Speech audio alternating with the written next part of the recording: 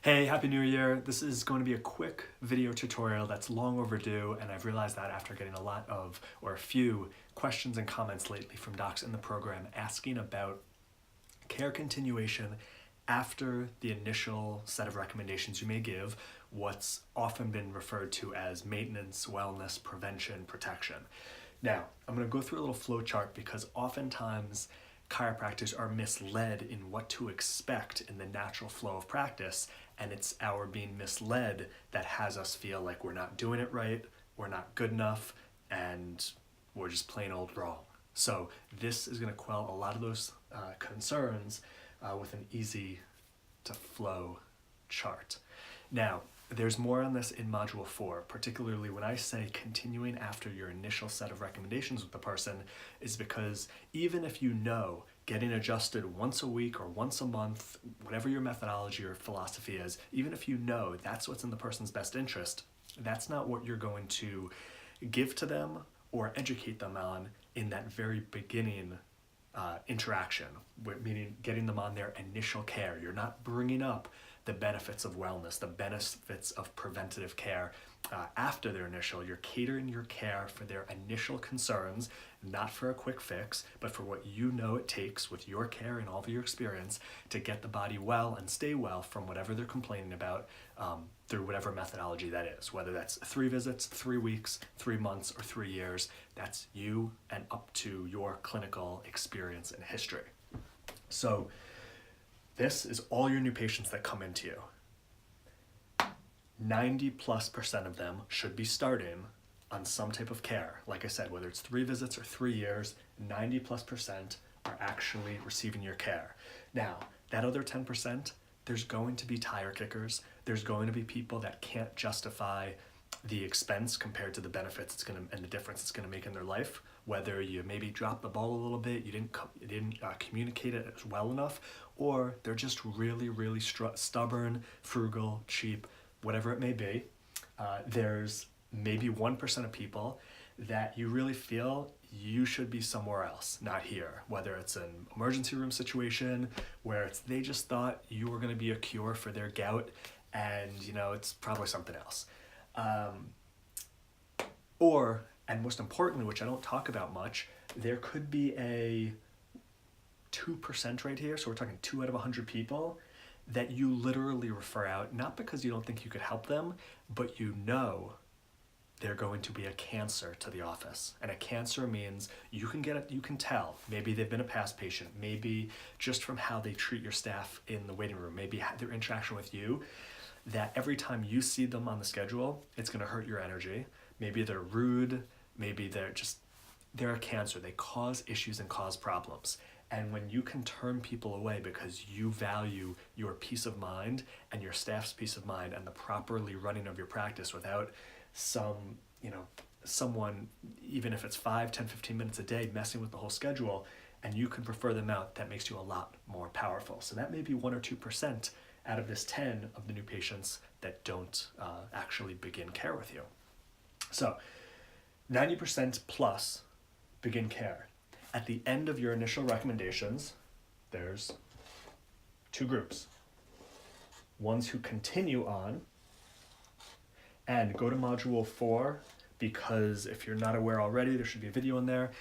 If you are looking to get people to continue on care with you from either of the 4 mentalities, maintenance, wellness, prevention, or protection, all of those are really outdated, antiquated. I won't even say they're outdated. They never did work. They worked for other reasons, not because of the term or the education. No one wants to continue paying out of pocket for care if it's based on maintaining something, preserving, preventing, protecting, wellness. People don't want to buy the invisible. So there are other ways to promote continuing care. That's not what this is about, but it's to make sure you're not doing this. Now, here's the big part of this video. All of these people just went through care with you. If you are getting 20% to continue on immediately without any discontinuation, without disappearing, immediately continue on off of your recommendation or theirs, whatever it may be, that's good. And here's the fallacy. Continue.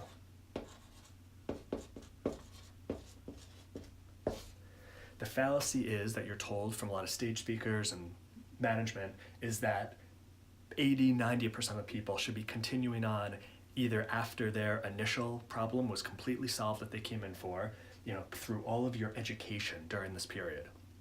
It's not true. If you're getting 20% to continue on immediately who don't have, you've resolved their problem, or maybe you haven't resolved their problem and they haven't given up on you, that is what you should be striving for. It's not the gold standard, that's just gonna happen anyway. That's what you should be striving for, 20%. If you're well above that, awesome. If you're well below it, well, then you're probably not even recommending continued care. But the point of this is to realize that most docs are doing this already and think they're doing it wrong, beat themselves up because not enough people are continuing. Here's what really matters. This 80% who after their initial care, you might have saved their life, you may have gotten them 80% better, you may have not done, what they were hoping for, but this 80% are people who are not actively scheduling another appointment, re-signing on with another care plan, they could be disappearing, all that. And we think too often that this is forever. And here's the difference. Out of these 80%, there's going to be another 80% of these people, and 20%. 20% probably you'll never see again because they didn't like you. For some reason, either you didn't get them the results they were looking for, they were expecting, they didn't like your bedside manner, they didn't like your fees, they didn't like your staff, it was inconvenient, they're not coming back. And that's fine because we're talking about 20% of 80%, so what is that, 16% of all the people that ever come through your doors, or a little less because of the 90. Either way, these people are gone, and that's fine. That's normal attrition, business practice, whatever. This is the gold right here. This 80%, they're not immediately continuing with you, but they still respect you, they like you, they trust you, and even though they don't have an active appointment, they'll refer, which is very possible. They'll come back, reactivate. I love this handwriting. Refer and reactivate. Now, what a lot of docs don't do, because I can see the stats in the program, and Module 4 is a lot about this 80%. They've gone through care, they still like you, respect you, and trust you, but they don't see it really in their best interest. They don't see the value in getting adjustments right now when they're asymptomatic. That's okay. Staying in touch with them. Calls, emails, letters. If you do events, that's great. You don't have to do events though. Calls, emails, letters on a consistent basis.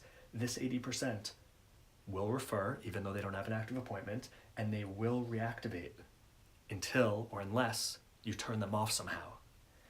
This is where this keeps growing. There's always, every month, more new patients coming in. 90% of them start. Every month, if 20% continue on with you on that relationship of, I'm going to keep getting adjusted because this makes sense, and ideally it's also catered to a new third essential that you've found out from them through table talk, not just educating them, but finding out about their life, finding out what's important to them that they didn't tell you initially, and that you've been able to show from here to here that your care can help them with other things in their life besides their back pain or their neck pain or whatever else they came in for. Whether it's a physical issue or a life issue, like I'm so stressed out, or I want to have more confidence, or I want to, just have more energy. You've shown them that they can get that through your care.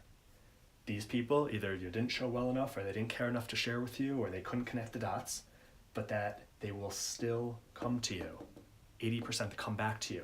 So you have this running, 20% of all the people that ever come to you continuing, and yes, it's going to be a much less frequency. Maybe it's once a month, maybe it's once every 2 weeks, maybe it's once a quarter, whatever your continued philosophy is. But this 80% of them, when they're referring and reactivating, again, year after year after year after year, it builds. Not everyone is moving away and not everyone is dying, okay? So this 80% doesn't go away. You be okay with this model. Don't beat yourself up thinking 80% should immediately continue with you and you're failing as a chiropractor, you're not a good educator, whatever it might be that you tell yourself or that people, authorities have told you, that just isn't so. So if you have any questions, let me know, but be okay with this model and that it grows in time and you don't need 40 plus new patients every single month after a number of years in practice because you've got 5% continuing and of the 80%, 20% or less would ever reactivate. When you're doing the PPFF strategies inside your office of care, all these people are going to be falling in this category. They're not going to be this category, which is turned off, scorned, didn't like you, felt pushed, or you wanted something for them that they didn't want for themselves, which may have been wellness, maintenance, prevention. So let me know if you have any questions. Otherwise, make sure to really digest Module 4 because that's where this recurring, you're not marketing for these people, they're coming back or they're referring to you. That's where that recurring blood and revenue in the practice is. Wishing you a happy new year again. Hope you're inspired, not for what your goals may be that you've set out for yourself or what the end of the year will look like, but inspired for what you're deciding to live every day like, how you feel, who you're choosing to be, regardless of what the end outcome or result at the end of the year, week, or day is. That's where the power comes in. You choose how you feel, and you act on it, and you feel that way, rather than you feel as an effect or based on how you accomplished, what you got done, what this person said to you, how someone responded, what the weather was like. That's power. I'll see you in the next video.